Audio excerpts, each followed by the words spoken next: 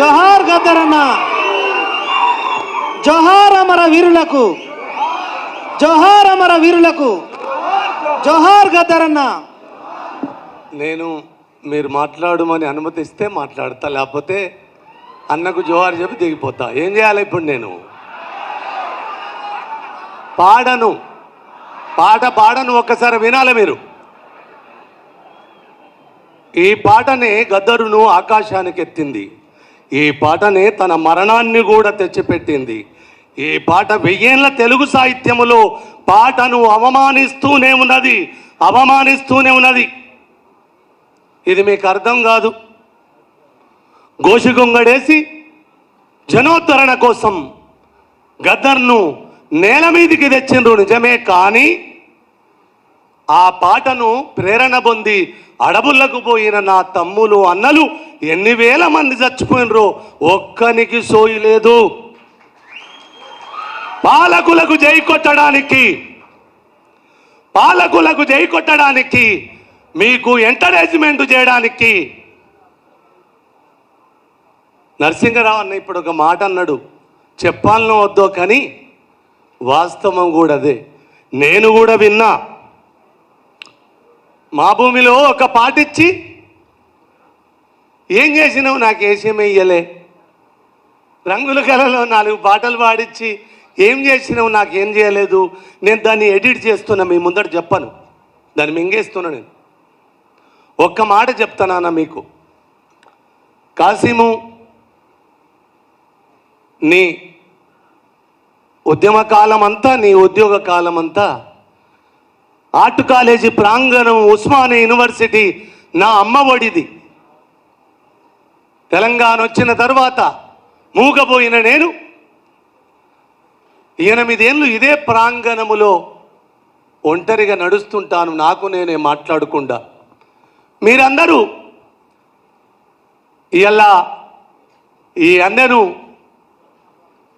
శ్రీరాంపురం తెలంగాణ ఉద్యమ ధూమ్ధాములో అంతర్పుల నాగరాజు ఉన్నాడా? ఈడ వాడు ఆనాడో. కానీ మేము అక్కడికి పోయినప్పుడు ఇక్కడ ఒక దౌర్భాగ్యం చెప్పాలి, అదే చెప్పేటందుకు ఇంతసేపు కూర్చున్నా మీకు. ఎందుకో మరి నన్ను చూస్తే ఈ జనాలకింత ప్రేమ ఎందుకు వచ్చిందో ఒక మాట ఇస్తున్నా. గద్దరన్న తరపున, ఆయన తరపున ఎవరెవరు ఏం చేస్తారో నాకు తెలియదు, కానీ వాని పాదాన అందేనై వాడు నేల మీద అంతే శ్రీరాంపురములో రాలిన గజ్జలు వచ్చి నేను మొక్కే గద్దె మీద పెట్టుకున్నాను. అంటే గద్దరంటే నాకు ఒక్కటే మనవి నాన్న మీకు, కాశీము నీవు మర్చిపోకుండా, ఇక్కడ కూర్చున్న వాళ్ళందరూ మర్చిపోకుండా గద్దరు ఎదలో ఉన్న 3 బాధలు చెప్పాలి ఇప్పుడు మీకు. దండోర ఉద్యమం ఓరెత్తుతున్న కాలం అది.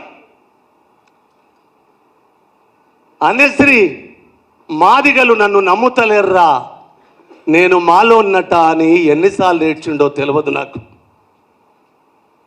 అనేశ్రీ మాలలు దండోరను బలపరిచినందుకు మాలలు నన్ను వెలేసిర్రురా అని ఎన్నిసార్లు ఏడ్చిండో నాకు. కానీ నువ్వు వీళ్ళందరిని లెక్క చేయకుండా ఎందుకు బతుకుతున్నావో ఇప్పుడు నాకు అర్థమైందిరా. ఎందులో తూటాలు వేల్చుకొని బతుకంత రోడ్డు మీద వారేసుకొని పాట కోసమే బతుకుతున్న నన్ను యాచక గాయకుల్లాగా పాటలు పాడుకున్న గాయకుడే అంటున్నారు, కానీ నన్ను కవి అని ఒక్క నా కొడుకు సంబోధిస్తలేర్రా అంటాడు గద్దరు. ఏములే తెల్లారు లేస్తే పాటలు పాడాలి. ఎందుకు పాడాలి? విజేతగా ఆకాశమెత్తు నిలబెట్టిన పాట వాడి కాళ్ళకు దాసోహమై సిగ్గు శరము ఎగ్గు లేకుండా తలంచి బతుకుతుంటే ఈ వేదిక మీద పాట పాడాలా? నేను విజేత పాటనే పాడిన పరాధీన పాటను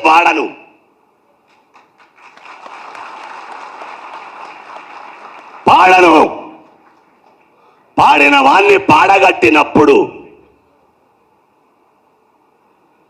ఏమైందో తెలుసా? అంతకులే సంతాప సభలు చేసినట్టు అంతకులే సంతాప సభలు చేస్తున్నారు ఇక్కడ. అరే నీ అమ్మ పాడు పాడు పాడు పాడు ఆడు. ఏమిచ్చిందయ్యా ఈ తెలుగు నేలవాన్ని బుడ్డరికాయ చేసి చూసిందయ్యా. ఇప్పటిదాకా ఎన్నెల మాట్లాడినని చూసిర్రు కదా, మమ్మల్ని ఎవరు గౌరవించలేదని.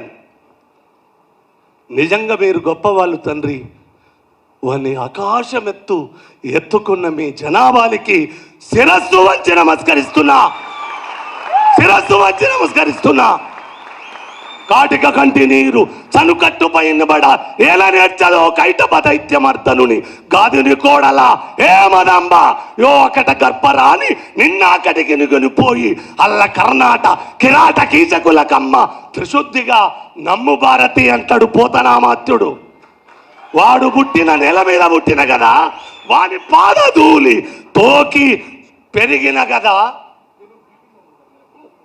కాలమే ఖడ్గాన్ని విసిరేసిన నా కంఠాన్ని కానుకగా అర్పించనా. మంట పెను మంటలై సుట్టేసిన పాడి పంటలుగా పచ్చంగా చిగురించన. గగనమే పిడుగులను పడదోసిన నా గమనమే తడబడుతూ గతి దప్పున.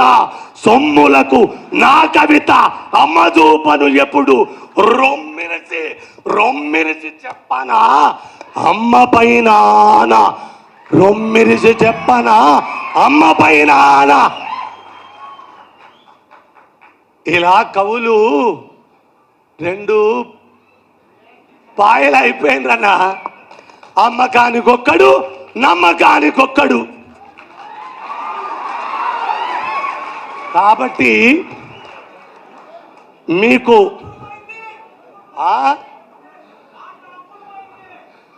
ఆట అమ్ముడు పోయింది, పాట అమ్ముడు పోయింది తమ్మి. మాట కూడా అమ్ముడు పోతుంది. ఒక చిన్న పదం గద్దరన్న చేసిన నేపథ్యం. ఈయన చనిపోయినప్పుడు అంటే ఈ పోయము రాయడానికి 20 ఏళ్ళు ఆలోచించిన.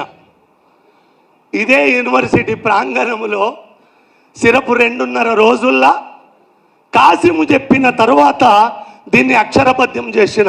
అంటే ఈ మధ్య కాలంలో ఇంత తొందరగా సచ్చినా రాయ ఆయన వచ్చి ఆవహించి ఈ పాటను రాయించుకున్నాడు.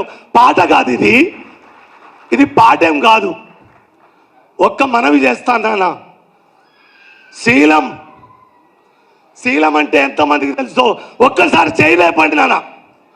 ఒక్కడికి తెలుస్తలేదు. శీలం నాకు నీళ్ళు నన్న కొద్దిలా.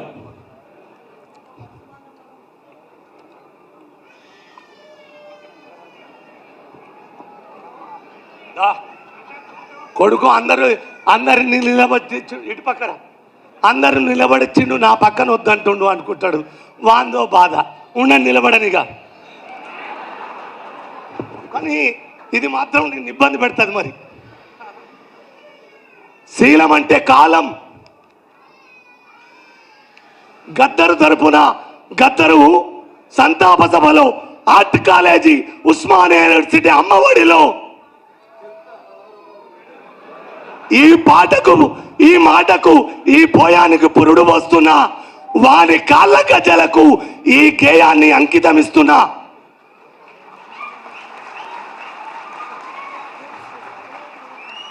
శీలం అంటే కాలం.